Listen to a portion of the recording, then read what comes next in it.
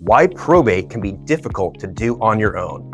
Bill, I see this all the time where people will start probate and think they've got it made. They started, it seemed easy. Then it got difficult. We'll get into that next.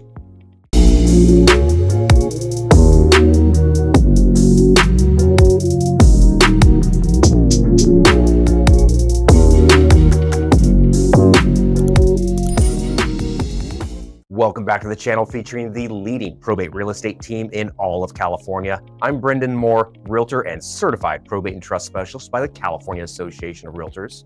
And I'm Bill Heyman. I'm a licensed California professional fiduciary. I'm also a registered and bonded California legal document assistant specializing in probate work, as well as I am a licensed California real estate broker. Now, please like this video, subscribe right now. Don't overpay. Want a fast, easy, and no-cost probate service? We have a team in every county in California where we help people save thousands of dollars and eliminate headaches through our one-of-a-kind cost savings, probate administration service, and real estate listing combo. If it's in California and real estate needs to be sold, you may qualify. So reach out, even if you started probate with someone else or on your own. Our info is in the About section on this channel. We love your calls, texts, emails, and comments. Now let's get into it. So it's why probate can be difficult to do on your own. Bill, let's get right into this. Sure. You've seen this a ton of times. Oh yeah. Where people think that it's going to be easy, and then they really get going. So I suppose when starting probate, like I said, it can look easy, but people get to say the petition part, Sure. where that's essentially starting probate. Right. What are some things that appear to be maybe simple on that? Well, yeah, when you're first looking at the petition, in a lot of ways it can look easy, and there are some really easy questions on the petition. You'll get a question like, what was the date that the decedent died on? Where did the decedent live when they passed away? Well, what county did they live in? Those are all very, very simple questions, and when you look at those, you think, oh yeah, this is going to be no sweat, piece of cake. So it can get a little bit more complicated than that, can't it? Absolutely, absolutely. And what happens is, in addition to the easy questions on the petition, there may be some questions that for someone who's not experienced in probate, it can get complicated and confusing. For example, you have to publish in a newspaper. Well, what newspaper do you publish in? Can you just go out and publish in any newspaper? And the answer is no. The court only recognizes certain newspapers that you can publish in, and you got to find out which ones are the right ones to use, depending on where the person lived when they passed away. There's words in the petition that, the average person, I don't mean any insults when I say this, but they may not even know what they mean. For example, there's the word codicil. A lot of people will hear that and won't even know what that is. It happens to just be an amendment or a change to a will. What is a bond? Do you need one? A lot of people don't know. They just don't know. If you want to get the bond waived and save some money, well, how do you do that? What do you have to do in order to get the bond waived? Bill, with that one right there, people will call me on our channel and email and text. I love all those. I actually prefer calls. And they'll ask me those questions about bonds, and they'll have no idea. Why should I get one? How much is it going to be? Will I be able to get one? Why do I have to have one? Why do I have to have one? Why is it required? All that stuff. Yeah. And it's just one of the little pieces that's a roadblock. Absolutely, yeah. And there's other things that you'll see in the petition.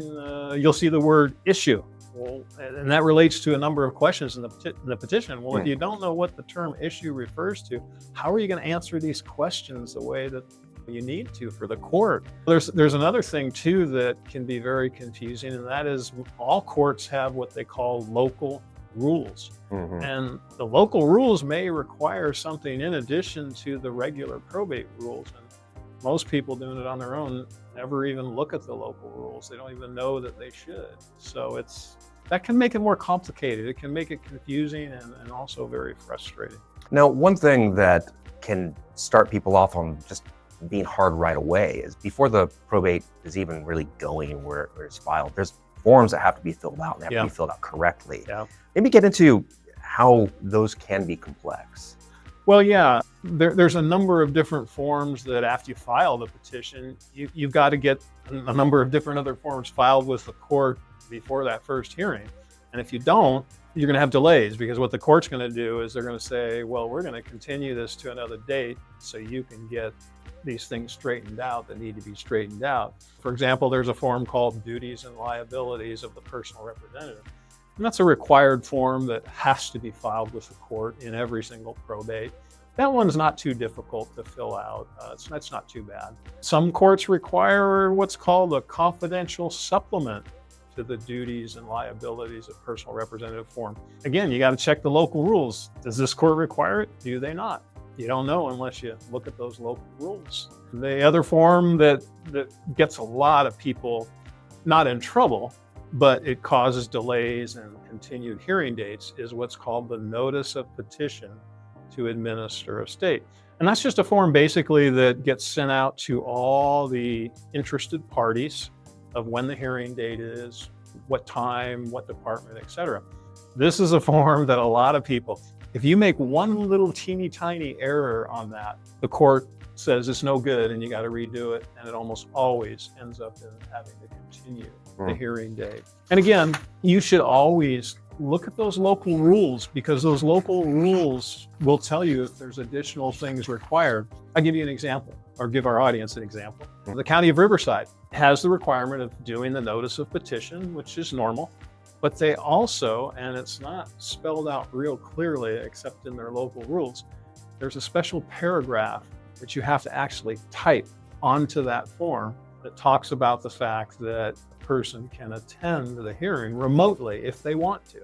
And if you don't include that paragraph, write it in, your notice is no good. And that's not on other courts? No. Or several of them? It's right now, it's strictly particular to Riverside County. County where you do a lot of business. I do, absolutely, absolutely.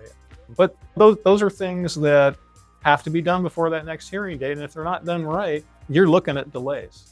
Delays for sure. So as far as that goes, then say you get your first hearing and it's successful, court appointed administrator executor, for example. Once you get that first hearing, is there more to do? It's a great question. Yeah. I can't tell you how many people I talk to who have filed the initial petition, gone to that first hearing, and they made it through the first hearing, and they think that's it, I'm done. Well, that first petition and hearing is only about 20% maybe of the entire probate. So you still got 80% of it to go.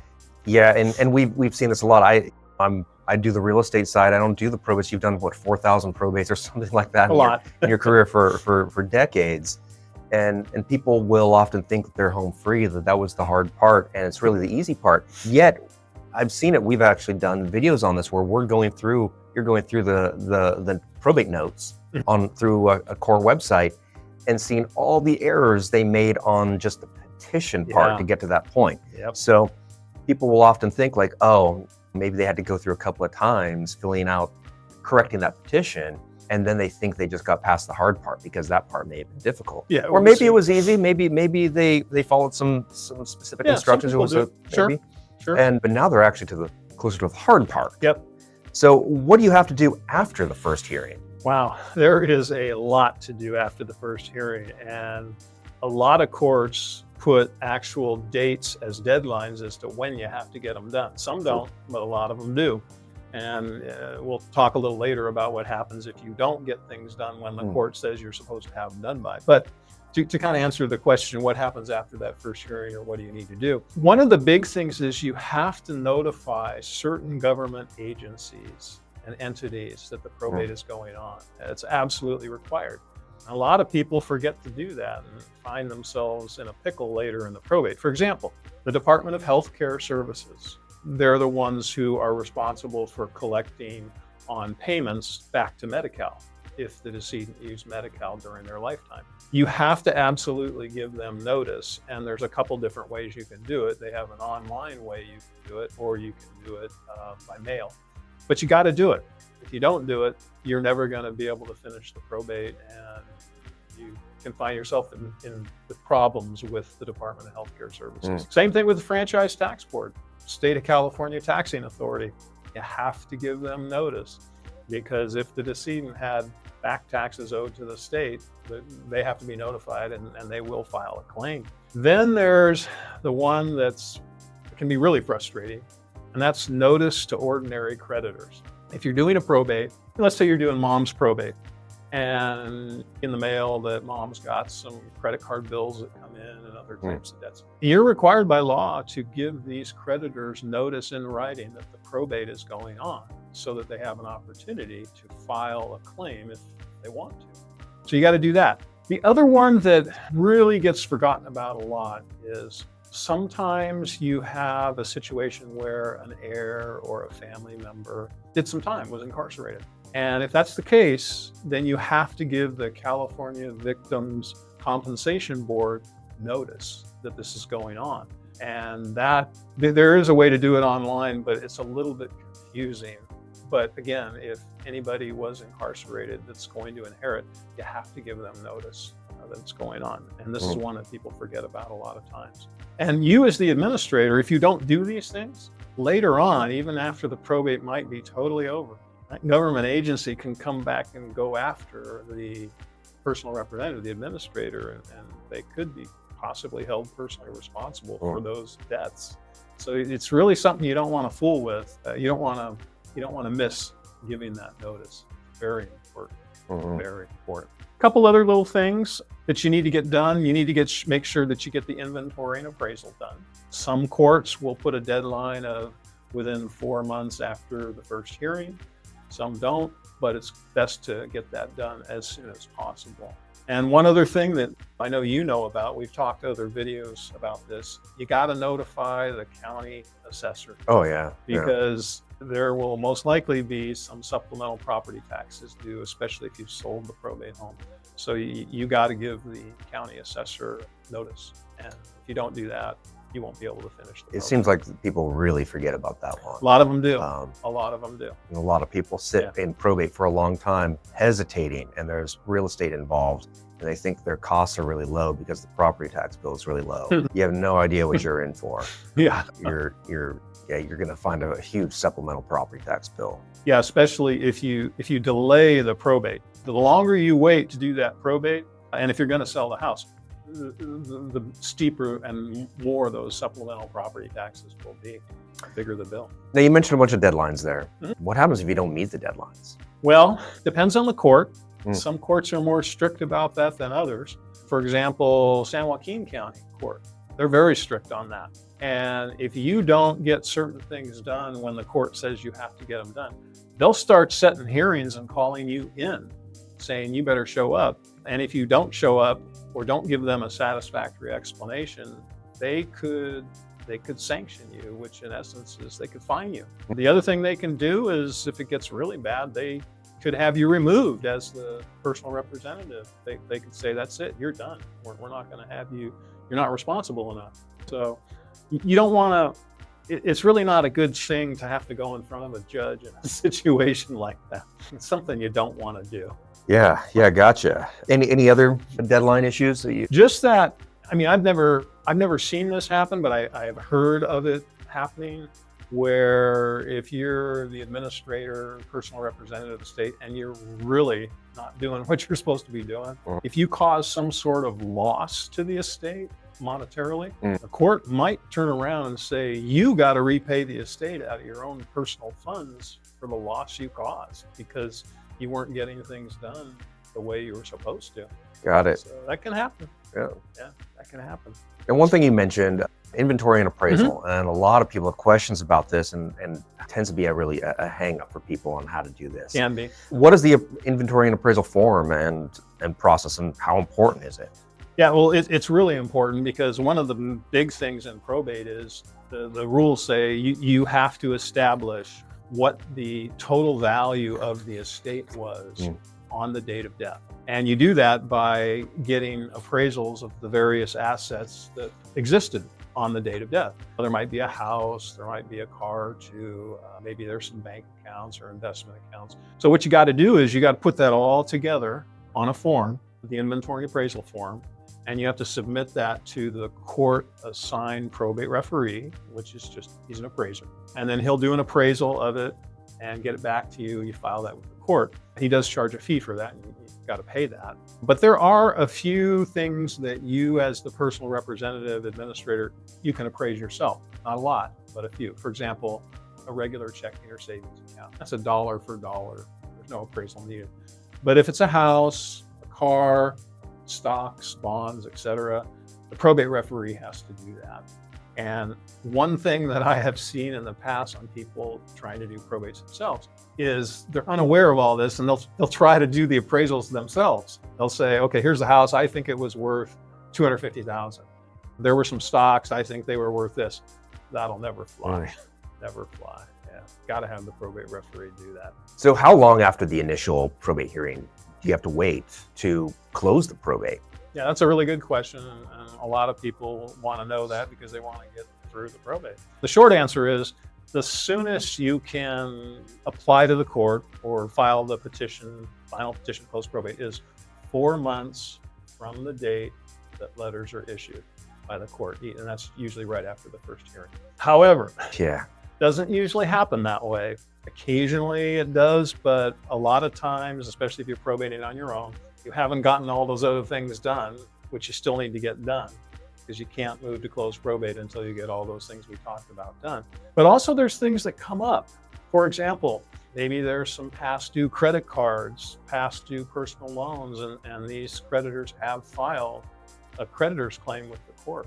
Got to deal with those one way or another before you can attempt to close probate. Maybe you will pay them. If the state has money to pay them, you can pay them.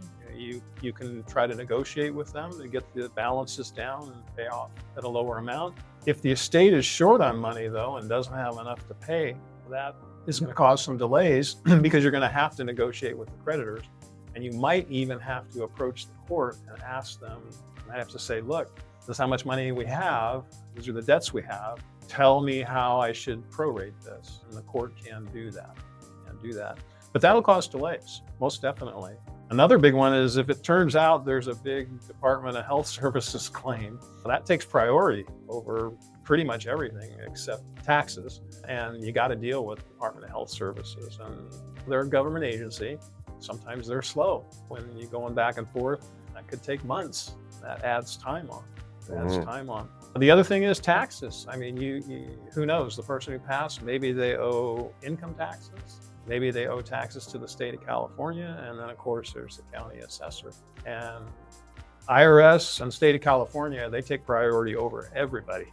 So one of the worst things you can do is go and pay off mom's credit card and not have enough money to pay the IRS and the state. And you're going to get caught up in a problem there. Yeah. And there may be other creditors. I've seen small ones before. I've seen things such as internet services for a $89 bill. They file a creditor's claim, and now you got to deal with it. So all those things can hold you up. And that's why they'll tell you, or you'll hear, probate on average takes a year to 14 months. And that's if you're moving along at a good clip. And there's other things that could happen in there too. Well, one, you're dealing with the court calendar. Yep. Absolutely. So just whatever you can get on the court calendar. Yeah. Plus there may be disputes with heirs, that kind of thing. You know, I get a lot where people will message me saying, oh, I think the house that the administrator is selling is sold under market value. And it's usually something because what the probate referee said or what Zillow said, or they accepted an offer within a week, which is none of that means to me that it was sold low. Sometimes they just have objections about stuff like that. There's all sorts of reasons. That's an excellent point. And yeah, you're right. If the heirs are not getting along real well, maybe they won't sign off on a form that's needed to be signed off on, or they take months to do it. It's all delays. Yeah, it can make things pretty difficult. Absolutely. And if one of those come up, how do they deal with that? Well, that's the subject of a different video, right? Yep. So let's just say everything ended up going well to this point. How do I finish probate? Sure. Another great question. Essentially, if you've got all those things that we've talked about done and it's all in order, you have to prepare and file what's called a petition for final distribution. And it's basically a document. There's no form for it. It's completely made up, I'll say, by scratch. And basically it tells a story of everything that went on during the entire probate process. And there's a special way you have to do that. But it is really just a story of what happened the whole time and what you did and how things were accomplished. And you have to list certain dates, etc. You may, depending on the situation, have to do a complete formal accounting of the estate and show where every penny went, Every penny that came in, every penny that went out. And the thing about that accounting is a probate accounting is completely different than what you would think a normal accounting would look like. It's very unique. And if you've never done one before and you're trying to do it on your own, I can guarantee you'll tear your hair out. You just will. It took me a few years of doing a lot of them to understand how they work. So I can't imagine what someone who's trying to do it on their own, attempting to do that. It would be a nightmare for them. It really would. It really would. But so you file the final petition with the court. They'll give you a hearing date, just like when you applied for the initial one. Mhm. And then the hearing date rolls around, and if you've done everything that you needed to do for that last hearing, the judge will approve everything. And the probate is almost done. Yeah, It's gotcha. almost- So after this was going to be my next question, Bill. Sure. So I already knew the answer here, but after the final hearing, the court approves the final petition. Am I done with the probate? Almost. There are a few other little things that need to be done. Specifically, you have to get receipts signed by all of the heirs, acknowledging that they received what they were supposed to receive. That sounds really easy, but it's not. I'll give you an example. I had a case about 2 years ago where we had 39 heirs living all over the country. And I had to get all 39 to sign off on receipts. This takes some time because not everybody's very good at signing something and then mailing it back to you. I was able to get 38 out of 39 signed.